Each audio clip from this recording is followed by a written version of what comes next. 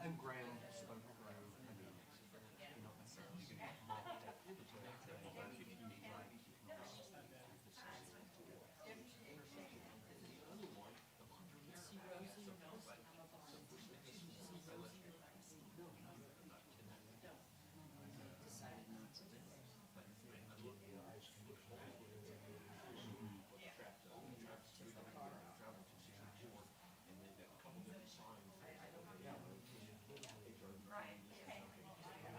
Yeah, it's just around the car.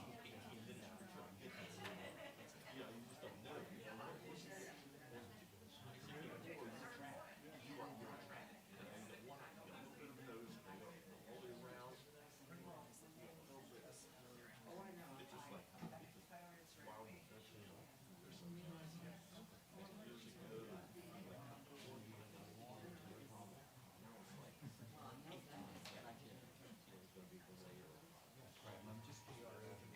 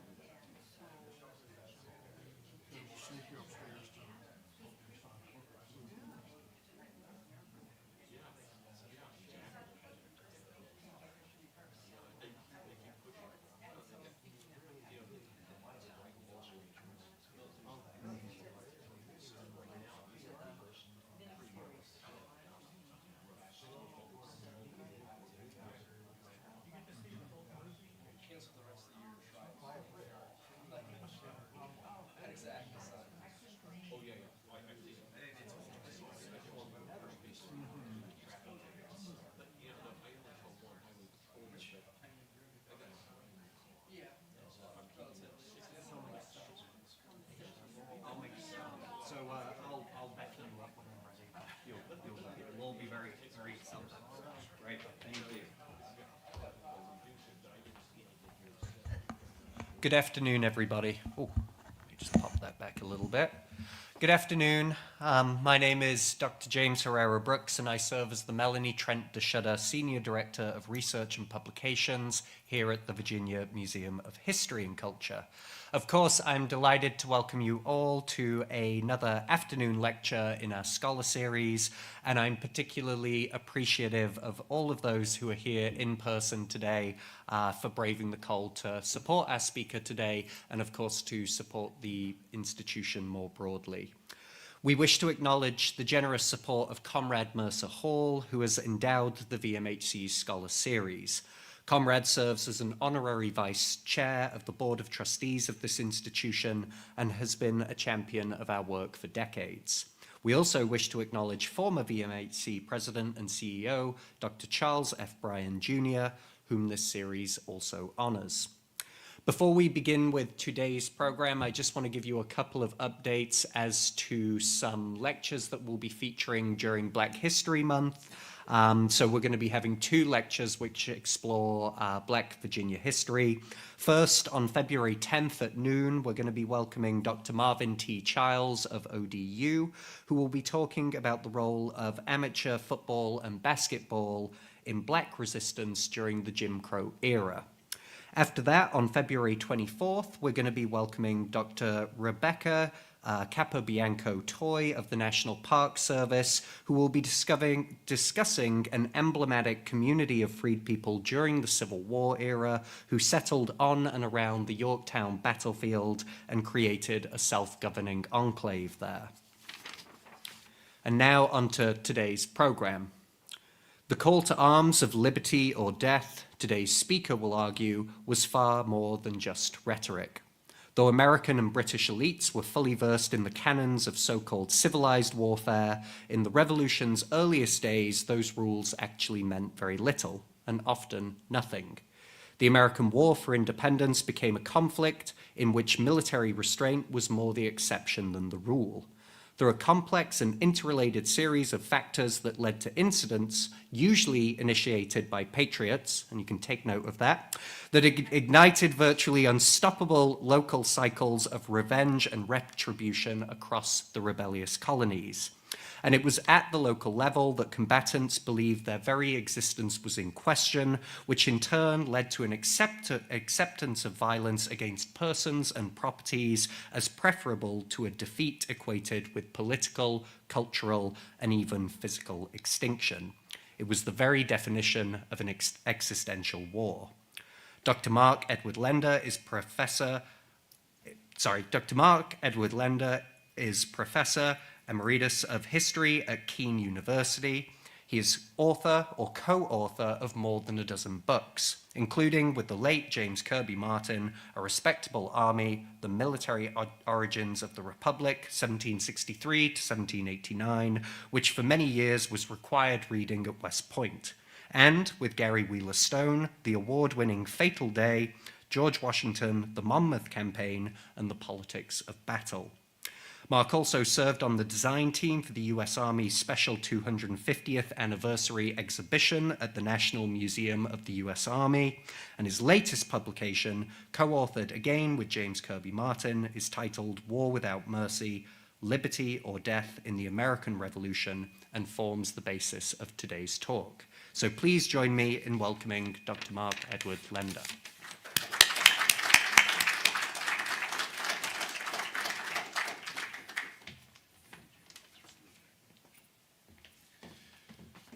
Thank you for that introduction, and thank you all for braving the weather. I don't know what kind of luck I bring to the museum. The last time I was invited to speak here, COVID hit before I could get here, and we had to Zoom it.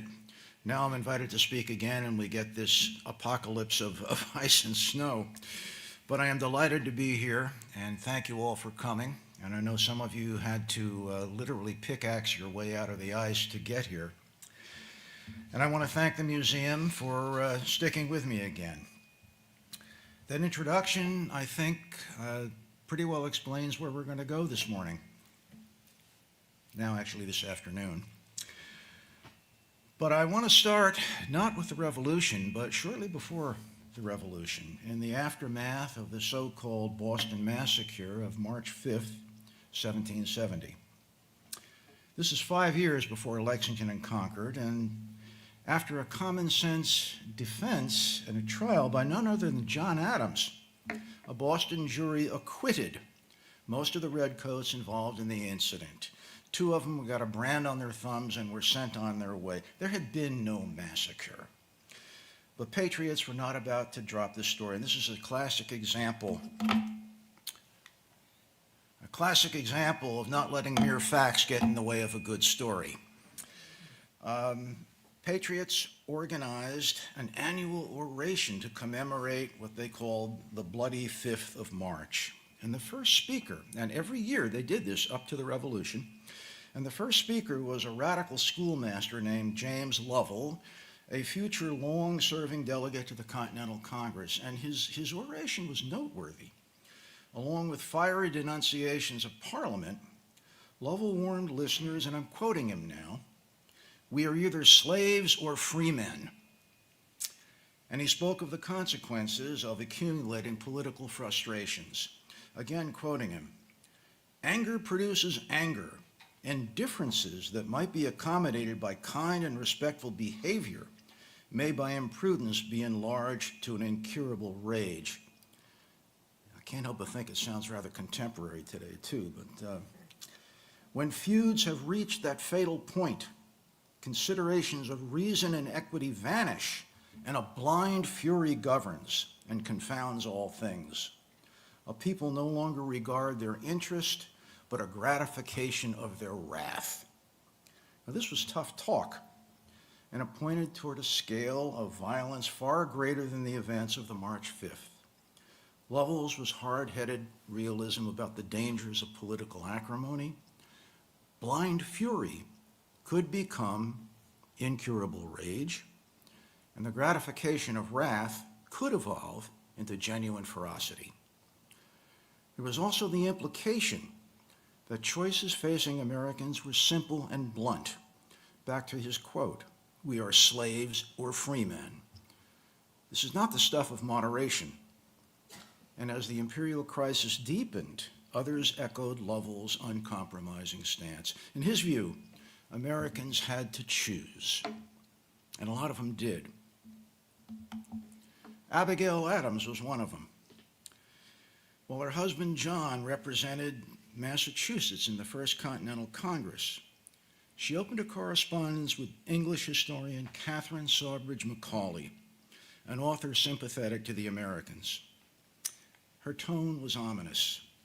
She predicted, again quoting her, a resort to the sword if Americans failed to obtain release from our present bondage.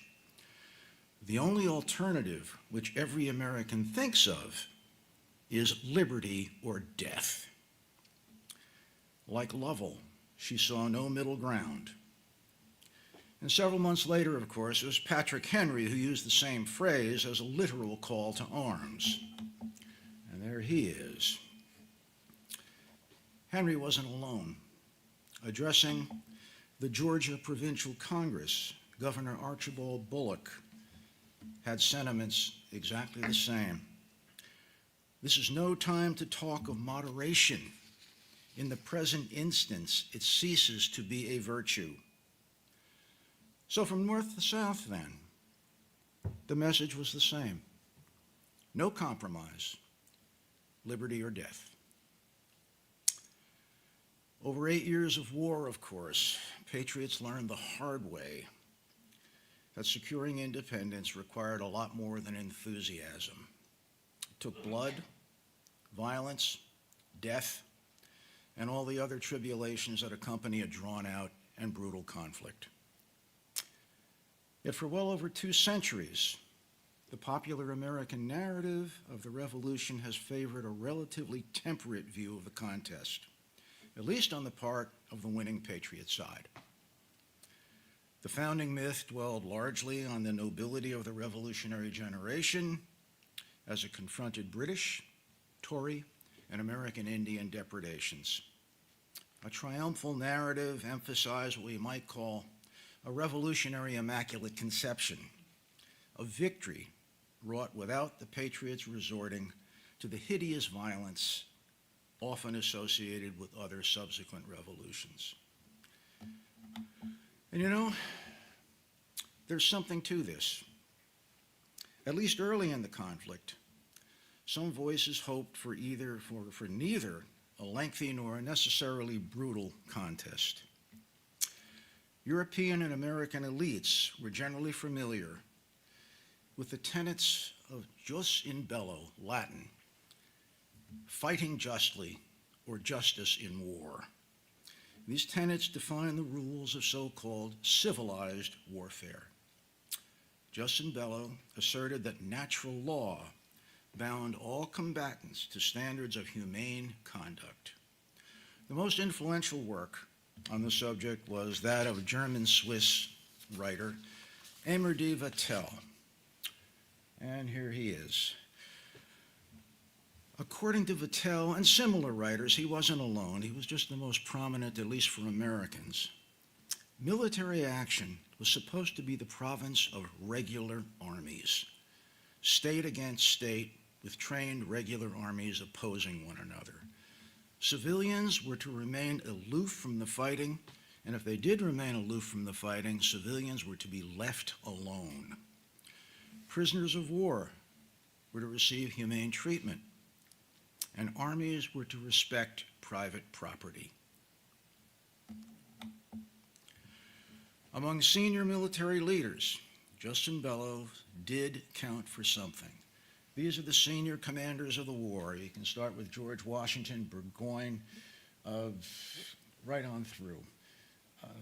If these folks were involved, or if these folks were in charge and could keep their troops under control, perhaps military action would not lead to absolute carnage. George Washington up there in the upper left, and there's William Howe down here on the right, exchanged letters during the war discussing what was fair in combat. Henry Knox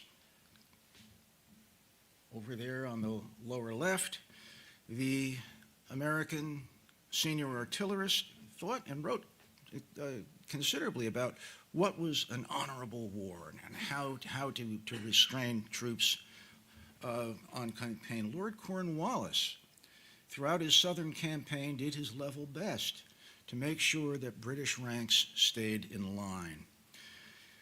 As a general rule, at least in the main armies under the command of senior commanders, and if they could maintain discipline, there was at least a chance that combat would not dissolve into mindless rampages. Grim as military realities were then, things could have been worse.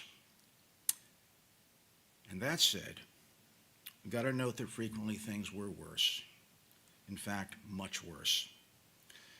There's little evidence to indicate that the canons of Justin Bellow survived beyond the colonial and British elites and their respective senior officer corps. We can even say it survived there.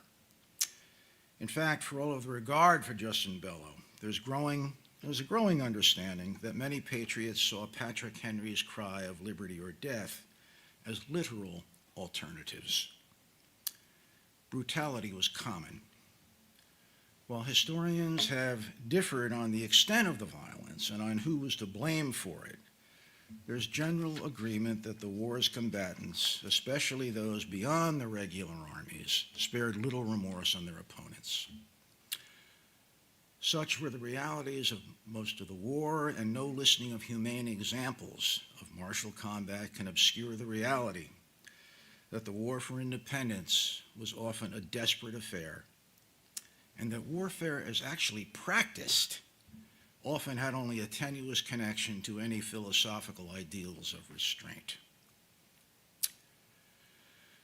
But if we learn, and by the way, if you have seen the Ken Burns series on the Revolution, I think you got a pretty good sense that this is the message they were trying to convey. But if we learned a great deal about what happened during the war, we've paid considerably less attention to why the revolution became so violent. And the question's complicated. People take up arms for any number of reasons: revenge, fear, political ideologies, racial and ethnic animosities, to name only a few. Historians have explored some of these in depth, and in our recent book, Jim Martin and I have gone into it. For now, suffice it to say that these motives, coupled with the passionate emotions that James Lovell warned against, can lead individuals to act in ways they never would have imagined in times of peace and stability. So this afternoon, I want to stress a particular aspect of war, an aspect largely unexplored, that I believe offers a great level of clarity that we haven't experienced yet on why the struggle for independence took such a violent turn.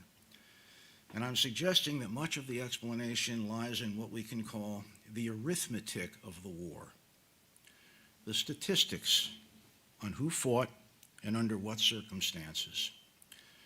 The implications of these statistics, rough as they are, and these are estimates, open a window on how and why the revolutionary violence evolved as it did.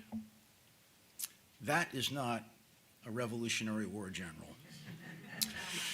Samuel Clemens, Mark Twain, and we're going to talk about statistics. And he had a few words on statistics, and I just want to lay it out there for you because you're all going to be second-guessing me anyway. There are three kinds of lies, he said. One, there are lies. Two, there are damned lies. Three, there are statistics. Okay, why have I warned you of that? What you're going to get are whole numbers, all rounded off, either up or down. Never trust a historian with decimal points. We particularly in the 18th century, we simply can't be that precise. But in 1974, in anticipation of the nation's upcoming bicentennial, Howard Peckham, a very accomplished historian, published the first serious attempt to quantify the scope of military activity during the War for Independence. In mining, archival collections, local histories, and other sources, he and an army of research assistants counted 1,546 land and naval actions between 1775 and 1783. And significantly, as Jim Martin and I dove into these statistics, of the 1,331 land actions, we found that fewer than 100 involved the regular armies as the primary combatants.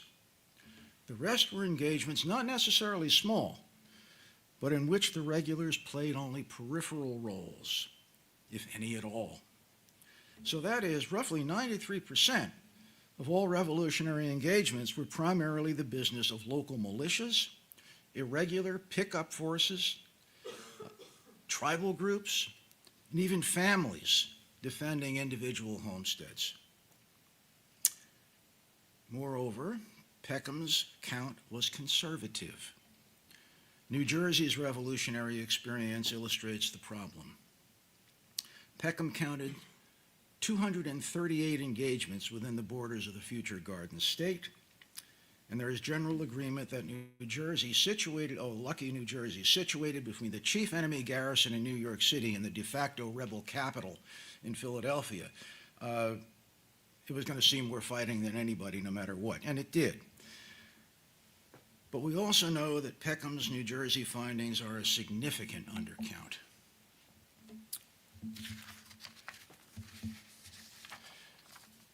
There was another study done, a tally done by a New Jersey archivist named David Munn. And his work was based on much deeper archival research. He worked in the New Jersey State Archives, so he had access to materials that Peckham's research assistant did not. And he documented almost 600 engagements fought in all sections of the state. Of these, maybe 20, some 4%, were engagements that saw the bulk of the fighting borne by the main British and American armies. It's just a fraction of it. Look, this was not a war of big battles. It was not a war fought primarily by the main troops of the British or the American Continental Forces. So we've got to ask, why would the undercount in New Jersey be unique? How many engagements elsewhere have escaped notice? We don't know. But the safe bet is the answer is plenty. While Peckham noted more engagements in New Jersey than elsewhere, he also cited New York, not far behind, with 228, or South Carolina in third place with 155. But even a cursory reading of the modern literature on the war in the South makes these numbers questionable. In fact, we know that in South Carolina, where small actions were endemic, the figures are dramatically wrong. In a recent corrective, John Parker, an assiduous researcher, he really got into it, has tracked through the archives and local sources to document over 400 engagements of various intensity, from pitched battles to brief skirmishes. That is well over double Peckham's count of 155. And there's no reason to suspect that the circumstances were appreciably different in other states and on the western frontiers. So now that we know the statistics, we ask, why are the numbers important? What difference does it all make? Or put another way, what were the implications of this enormous number of small battles and incidents? And one I've already mentioned, an obvious observation is that the war was a very local conflict. But in that fact lies the disparity between the canons of Justin Bellow's civilized warfare and any argument that the revolution followed a relatively moderate course. The moderate course that these gentlemen would have had if they'd had their way. As we know, the vast majority of engagements pitted local forces against one another.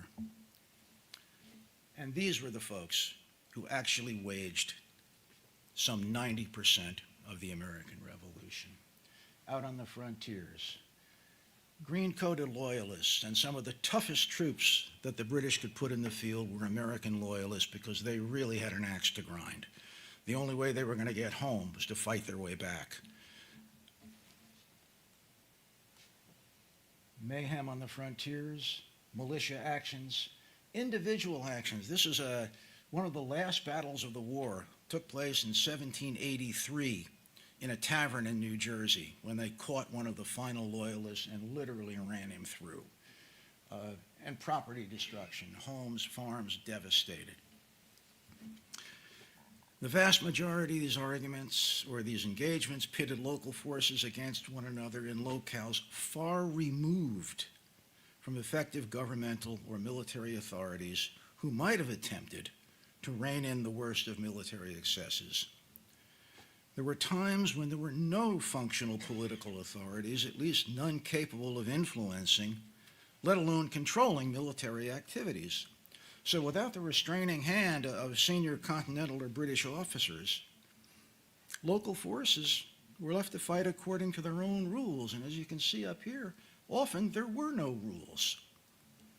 And to be clear, effective political and senior military oversight frequently was lacking. In South Carolina, for example, at one point, the South Carolina government was so harried that it decamped to North Carolina, leaving the fight to militia officers. A lot of these guys were pretty turbulent characters. In North Carolina, at one juncture, a loyalist raid captured the governor of the state, and again leaving the fighting to local commanders. Patriots in southern New Jersey, exasperated by the state's inability to control loyalist raids, formed an organization, the name of which sort of gives away its attitude toward the war, the Association for Retaliation, and it waged a private war. In New Jersey's northeast, the Hackensack Valley across the Hudson from New York became known as the neutral ground because no authorities could establish effective control, and rival factions harried or threatened one another virtually continuously. There was nothing to stop it.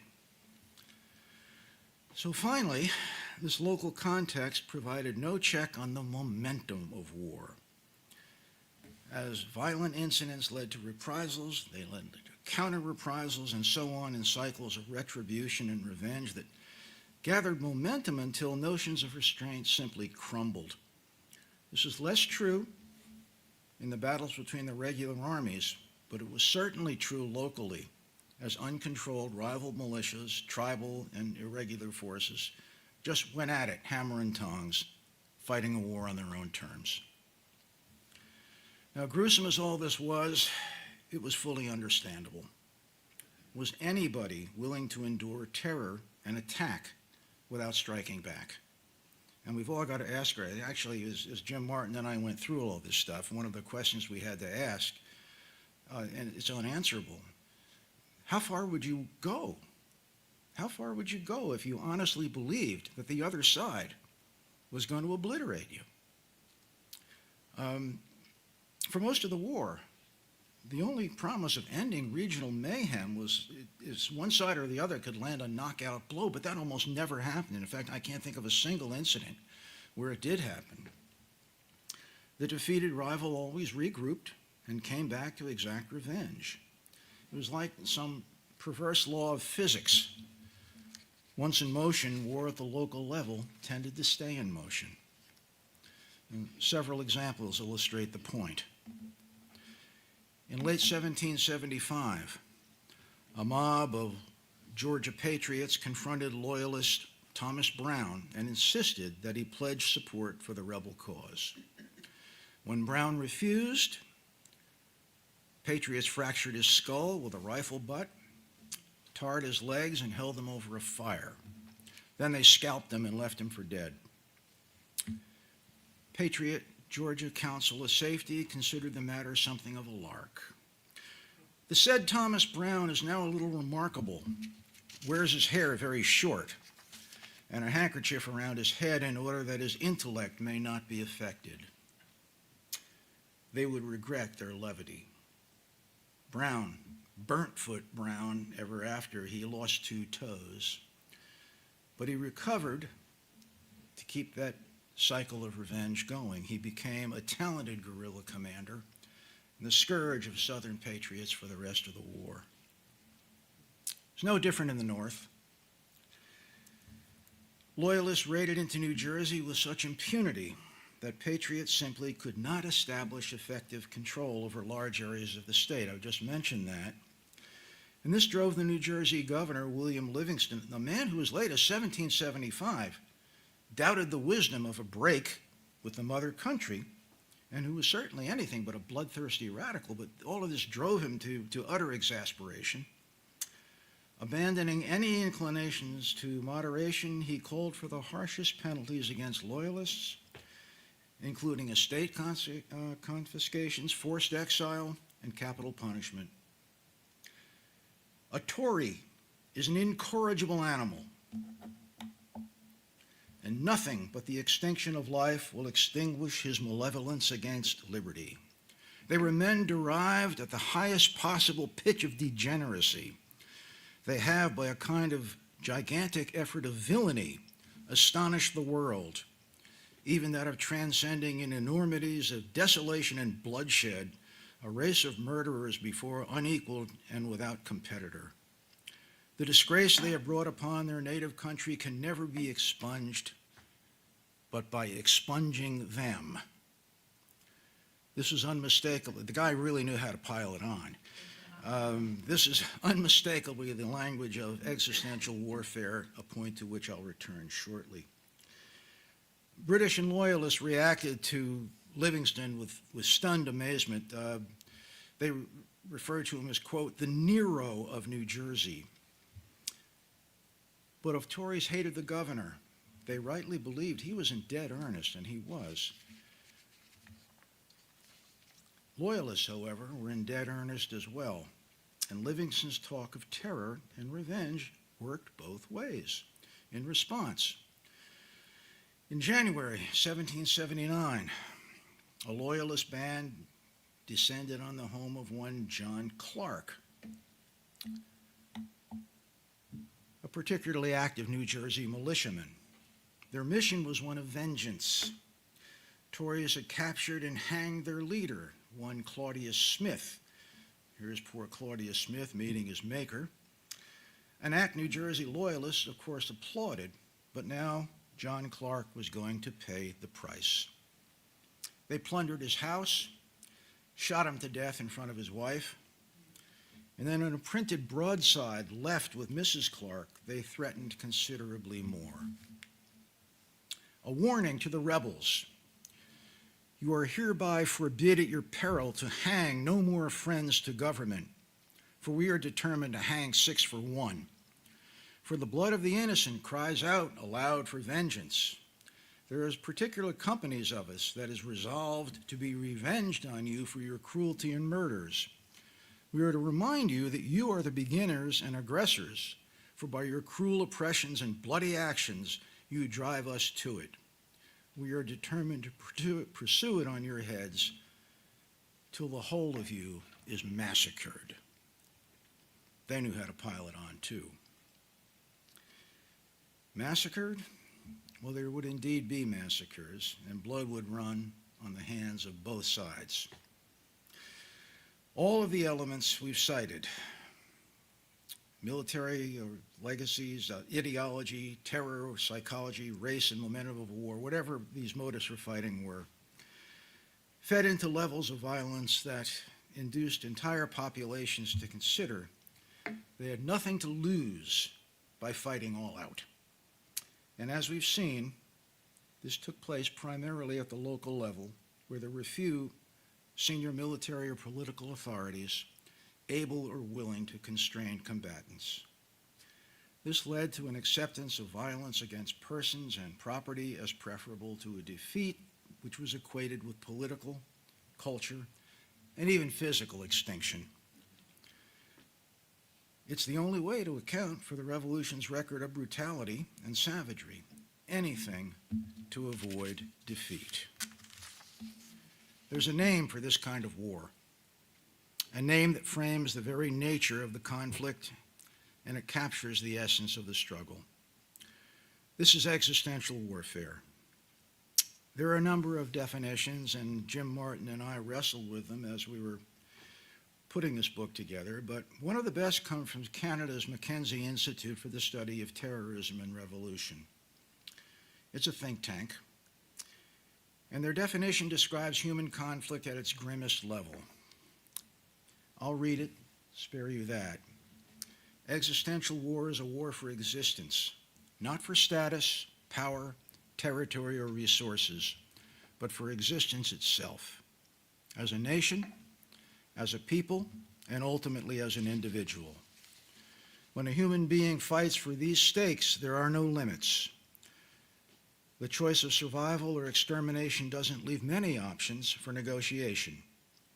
And if given a choice like that, all that a real human being can do is fight with all the ferocity, cunning, and strength he or she can muster. To do anything else is to flunk out of life and get expelled. Now, the modern term existential is usually associated with the philosophical school of that name, existentialism. And I'm going to spare you any extended discussion of how philosophical roots became connected with a particular variety of warfare. We do it in the book. You don't need to be put to sleep now. That's right. But I will note that the more philosophically minded among you, you can debate the meanings of existentialism, but there's a general agreement that existentialists consider life meaningless unless people act through their individual choices to decide what's right and wrong. Mackenzie and other military writers have focused on this matter of personal choice. Quoting from them, "We decide to be merciful, to be compassionate, to restrain ourselves, not out of any higher moral code," and that included Justin Bellow, by the way, "but because we choose to do so for our own reasons." And there's a pretty alarming conclusion from that. In existential war, there is no absolute requirement for mercy, compassion, or restraint unless you choose to behave that way. But if your enemy has none of these limitations, then why should you? Under these circumstances, fighting all out without restraint is simply a choice to exist. The resort to existential war, especially at the local level, stemmed from fears that your enemy intended to wage war without restraint, and that for you to do anything else was to risk your personal destruction. That is, the resort to existential war was a choice based on reasons that combatants and populations not only considered right, but inescapable given any lesser alternatives. Why should you hold back if you were convinced the other side meant your obliteration? The rise of existential warfare didn't happen all at once, and it didn't happen everywhere or all the time. But during the Revolution, a substantial number of combatants, as we've seen, across political and ethnic divides, caught up in the cycles of attack and retribution, came to believe their very existence was in question. Consequently, they chose to fight without limitations on their behavior. The observation should not surprise us, for the realities of war have long outrun attempts to mitigate its successes. In the 5th century BC, the Greek historian Thucydides wrote of the civil conflict during the Peloponnesian War, in which mercy and restraint gave way to carnage. His observation was every bit as applicable to what happened in the American context during the War for Independence. In their struggle for ascendancy, nothing was barred, he wrote. Terrible indeed were the actions to which they committed themselves. And in taking revenge, they went further still. Here, they were deterred neither by claims of justice nor by the interests of the state. In 1771, when James Lovell all but echoed Thucydides in his warning of the perils of blind fury and incurable rage, one wonders if he actually foresaw the brutal realities that would grow from the patriot struggle for ascendancy. Or in 1775, when Patrick Henry uttered his famous call to arms, did he really understand he was posing the literal choices confronting so many thousands. As with the ancient Greeks, combatants in the revolution saw little middle ground in their war, and they fought accordingly. In innumerable small battles, they confronted the desperate consequences of an existential struggle for victory and for survival, liberty or death. Thank you for your attention.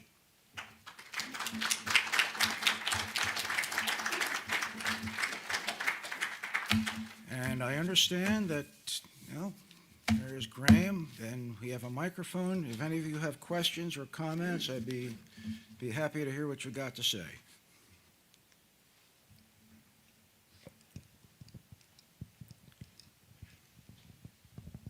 Hi. I've only got one ear that works, so, okay. Okay.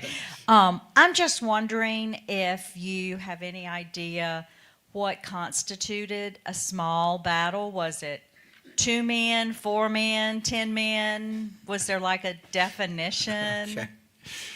Okay.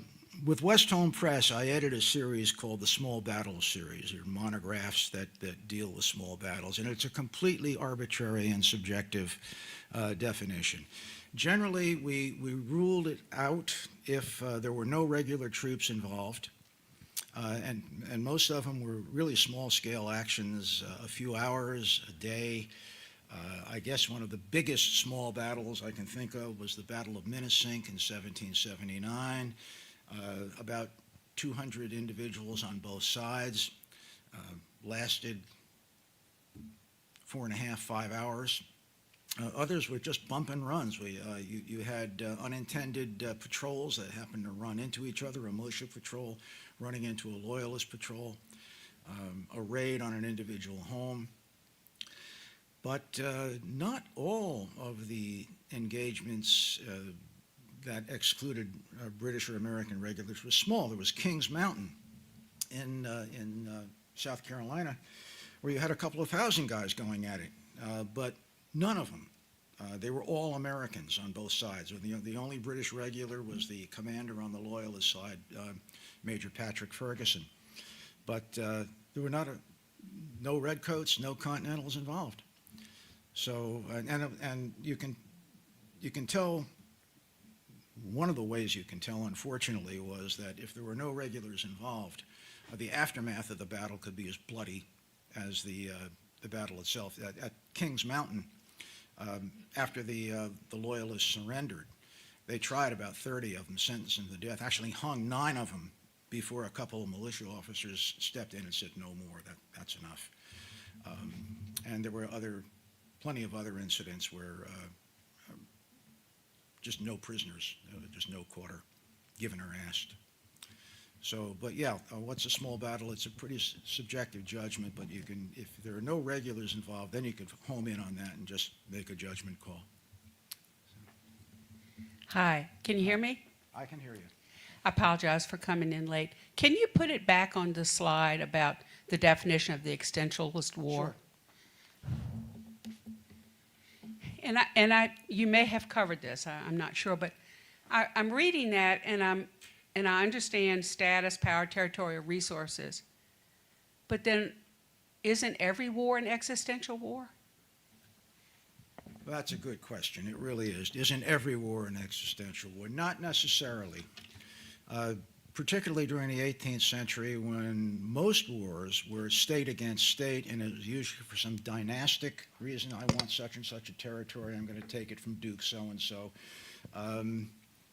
So no, they were not necessarily existential wars. When the revolution broke out, as I mentioned early on, you had people who honestly hoped that it would not be a long, drawn-out war, that the canons of jus and bello would be observed, but it very quickly fell apart. But your question is absolutely on the money. As wars go on, we can say that the reasons for people going to war are not necessarily the reasons that people fight as the war gets going on, because matters of revenge, retribution kick in, and you simply forget about why you went to war in the first place, and now we're just going to keep going because the momentum just carries it on. You can, I mean, under natural law today, a good deal of international law today is based quite literally upon the natural law and the work of Vattel, Hugo Grotius, and there were others writing at about the same time. And it carries on today. I mean, a good deal of the Geneva Accords and other international law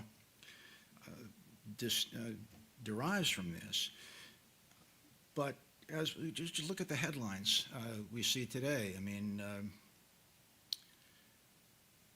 once things get out of control, how do you bring it back under control?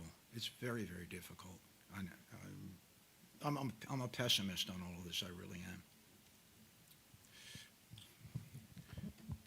Can you give us some idea of generally how many British citizens in the regular army died versus patriots versus loyalists?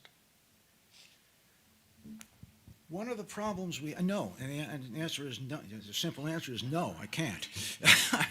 And one of the particular problems is that when it comes down to assessing loyalist casualties, we have very little idea. A lot of this stuff happened out on the frontiers. A lot of it happened in local neighborhoods.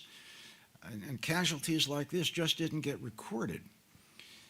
So we do know that as the war ended, about 1 in 40 Americans, free, enslaved, white, black, departed the country, and most of those were loyalists. I mean, it was like something like 90,000, depending on the numbers you believe. And again, we go back to historians and 18th century statistics.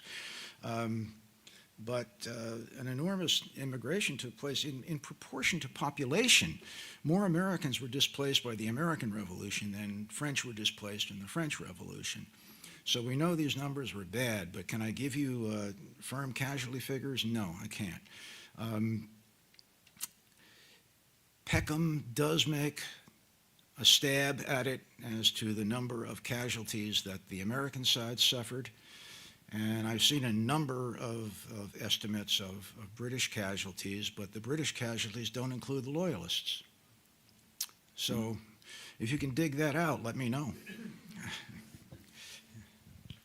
Yes, understanding that the effect of church and religion could have a strong effect, particularly locally, how would you characterize the constraints that religions or churches provided on threats of violence that occurred during the Revolutionary War?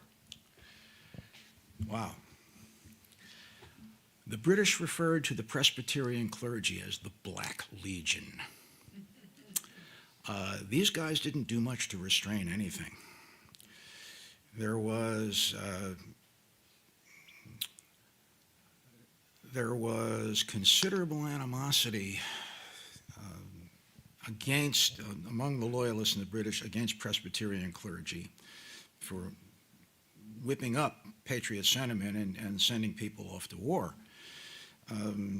There is the wonderful hymn, Chester,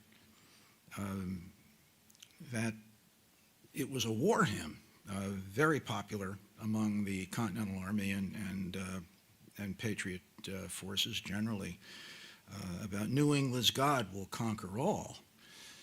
So you had aspects of this almost as a crusade.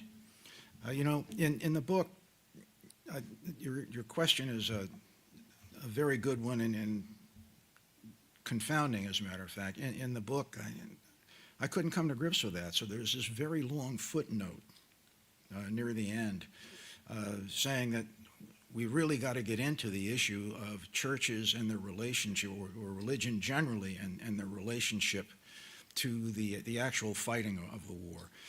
You had Anglican clergy who were as adamant on behalf of the crown as you had Baptist and Presbyterian clergy generally on the patriot side.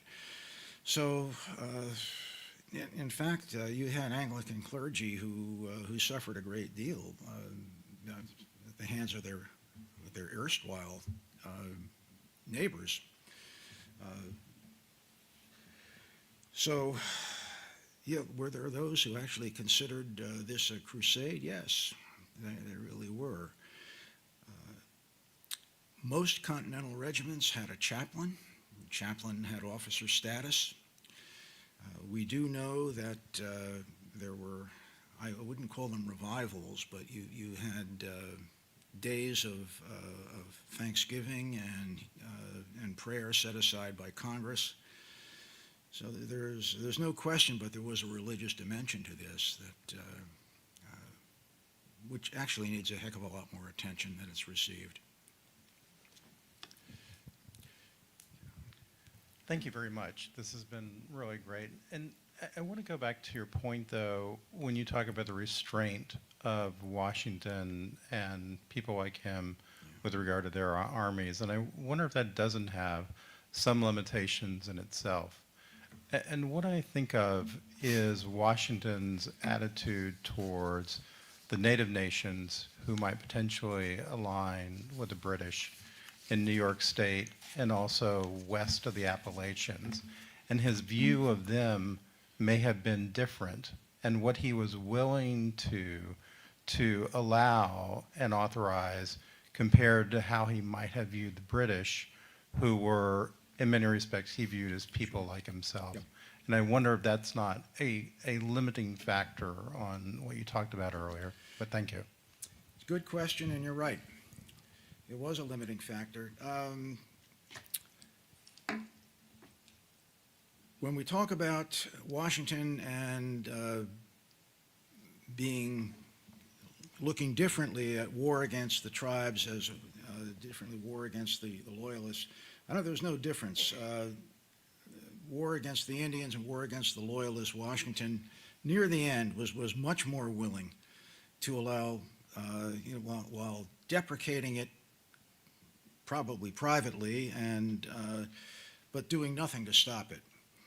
Now, I think one of the more interesting things is in the centennial of the, and I think you're referring to the Sullivan expedition against the Iroquois, where Washington gave direct orders. That's it, you burn it out. He did that only after making a plea to the Iroquois, get out of the war. You get out of the war, we won't come after you. But it was not a potential threat that the tribes would side with the British. They did. And the Indians fought their own existential war. And for them, it was an existential war as well. They knew what the impact of a patriot victory was going to be. It was going to be a tsunami of white immigration into Indian homelands. And they were fighting for their existence, which accounts for a lot of the brutality on the frontiers. But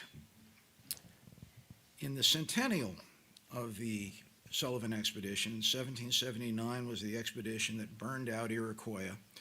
1879, there was a big celebration. Looking back after 100 years at any number of speakers, the most important or most revealing speaker I think we had at that centennial celebration was a guy named William Tecumseh Sherman, who knew a heck of a lot about burning out enemy country. And he simply said, look, we're fighting a war. It's a war, and we got to keep in mind that when the war and the gloves come off, there's not going to be any limitations. If you want to knock your enemy out of the war, you have to fight like your enemy is going to come back after you, and you don't want to fight the same enemy twice. As it turned out, the Sullivan expedition, since the Ken Burns series, and the Sullivan expedition has a lot of attention to it. Sullivan expedition came about because of the activities on the frontiers were such that white settlers, white colonists were pleading with the Continental Congress and the Continental Army, please send us some help, because the frontier was being driven back. The British and allied Indian tribes held the initiative in the West. They held the initiative even after Yorktown. Yorktown didn't mean a darn thing to those fighting in the out west. The Indians were not going to give up simply because the British had given up and sold out the Indians, by the way. But It was only after those pleas that Washington agreed to take about a third of the Continental Army and send them after Iroquois country. Until then, he was afraid, if I take a big chunk of the Continental Army and send them west against the Iroquois, what are the British in New York going to do when they know I've cut my strength by half? Luckily, as far as the Continentals were concerned, the British, after 1778, had more or less given up on trying to reach a military decision in the North, and they redeployed to the South and the Caribbean and other areas. So Washington sent these people, about a third of his army, against the Iroquois. And they did burn their way through. The idea being to knock out the Iroquois for at least one campaign season. And they did that. But the Iroquois came back. In 1780, they came back in strength. The so-called burning of the valleys. They burned their way through the Mohawk Valley, the Schoharie Valley, the territory in upper New York State that was a granary for the Continental Army. Perhaps 10,000 white colonists were forced into exile. 2,000 farms were burned out. That didn't end the war. It just, in 1779, it brought a respite so the colonists could regroup and that the Continental Army could regroup. It was an absolutely brutal war. I mean, the more we dig into it, the more astonished I am at how this was simply out of the popular narrative for so many years. Thank you for coming down. Please visit us in the spring and fall. I apologize that the trip south didn't bring better weather. My question is pertaining to the existential war from the point of view of the Redcoats and the Hessians. It's really easy from the existential war from the, I guess, the standpoint or the point of view of the Redcoats and the Hessians. It's really easy for us to wrap our head around the Loyalists and the Patriots and the Continental Army. They were fighting to exist. Yep. The Redcoats in 1775, the British Army wasn't the British Navy as in terms of professionalism yet, but they were kind of professional also-rans. How much vim and vigor did they have for king and country to really feel like this was an existential war for those guys? Probably I know for a lot of Americans to wrap their head around this, but the British Army probably had as much attachment or as much enthusiasm for their cause as patriots did for theirs. The British were a nationalistic people. Of the European countries, the British were probably the most nationalistic in a modern sense of the term. Then there's something else. European established states, even within the rules of civilized warfare, had a very skeptical view of rebels. In the British experience, the latest one was the so-called 45s, the Jacobite Rebellion under Bonnie Prince Charlie, 1745 into 46. And in putting down the Jacobites, the British moved into the Highlands and just cleaned up. No quarter. We're not going to fight these people again. We're going to deal with them now, and that's going to be it. Rebels had an ambiguous place under the wars of, or under the laws of civilized warfare. And when the British officers came to America, you had these senior officers who wanted to have a relatively, Justin Bellow-like situation if they could. But you had junior officers who remembered the experience of the Jacobite Rebellion, and they saw no reason whatever to treat American rebels any differently from the British had treated the Scottish rebels. And so you had this tension between, and it just, you can't go into everything in one lecture, but you had this tension between junior officers on the ground who were actually facing militia and continentals and a generally hostile populace, and senior officers who wanted to keep things under control. There's blood-curdling quotes I could give you by British lieutenants and captains who actually had to deal with people on the ground who just wanted to go through with fire and sword. And we'll fix these guys. They want a rebellion? I'll tell you how we treat rebels. The conduct of the British Army, including the Hessians, and who were not mercenaries, by the way. They were troops sent by allied governments under contract with the British government. As they swept through New Jersey in 1776, they were almost schizophrenic. You had General Howe, who was also a peace commissioner, who offered pardon to New Jersey rebels, patriots, just go home, renew your allegiance to George III, and live peaceable lives. Just give up on the war, go home. About 3,000 New Jerseyans took the deal, accepted the pardon. But then within a week or so, as the British troops were sweeping through, they were still getting sniped at by others, and they absolutely sacked the town of Princeton. Pillage, rape, all too common as they went through, and they sacrificed all the goodwill Howe had built up in offering pardon to these individuals. By the time the Battle of Trenton took place, it wasn't just that Battle of Trenton, which was a tactical embarrassment to the British. It was this rising in the countryside that made Trenton so important. The British could tackle the Washington's army in a fair fight almost any time, but an entire population rising against them, something different.